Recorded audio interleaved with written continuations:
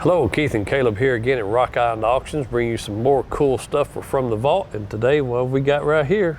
We have a massive gun. This one is a Boys Inglis Mark I anti-tank rifle. Yeah, the original boys in the hood. The original boys in the hood.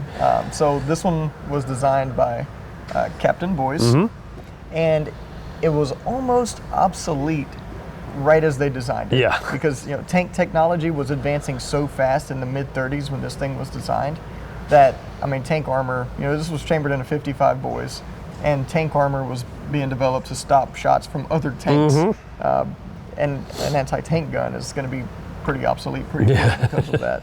And it was for that reason that this became more of an anti-material rifle. It was used against armored cars, things like that. And this one, being made in Inglis, was contracted out to the United States government. So this is actually one that was used by the U.S. forces rather than the British forces, which is what they were mostly used by, since that's where they were designed. But this one here was most likely used in the Pacific theater because of that, it being U.S. And probably because Japanese tanks were just terrible. They're thin-skinned.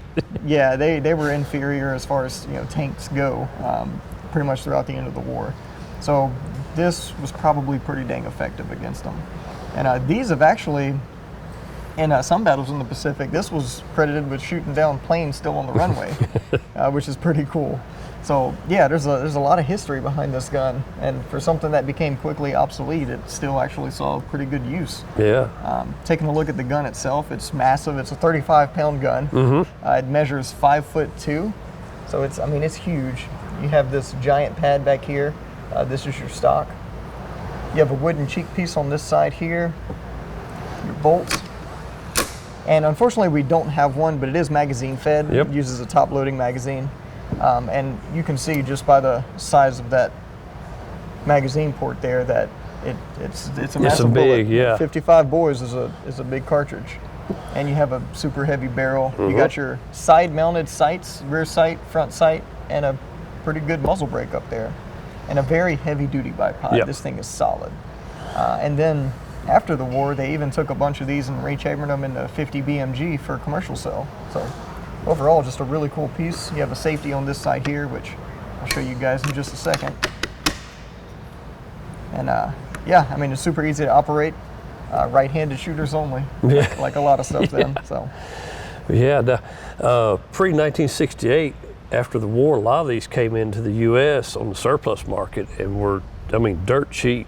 I can imagine. Yeah, and that's, I bought one of mine from a collector who had actually bought it, and it's considered a destructive device because it's in 55, it hadn't been rechambered.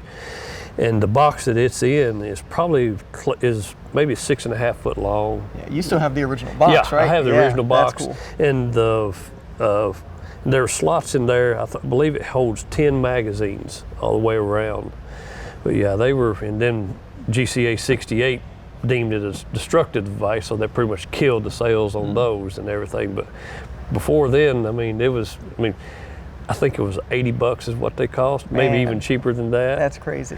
Yeah, and looking at some of the sale ads and stuff, the ammo was, cheap stuff. So I got a buddy who was buying guns at that time period and stuff. He's like, we'd go buy some of the rounds and go out to a rock quarry and go shoot lime off the side of the quarry there, just watch sheets of it fall down. Yeah, man, that's crazy. Yeah, I could imagine. How's the recoil on it? stiff. It's bad. I can imagine. It's not fun. The 50 is not as bad because it's got this big muzzle brake up here, but the 55 is not fun at all. Now, with the price of the ammo and stuff now, and it being a destructive device, it's just not feasible shooting it anymore. Right. But yeah, so that's the Boys Inglis Mark I anti-tank rifle. It still just feels weird saying anti-tank rifle. But if you have any experience with this, feel free to leave us a comment down below. As always, feel free to give us a call on the tech line as well. If you haven't already, go ahead and hit that like and subscribe button. As always, we'd like to thank Rock Island Auctions for having us out here, letting us play with cool stuff like this. Absolutely. So thanks for joining us, and we'll see you next time when we bring you another gun from the vault.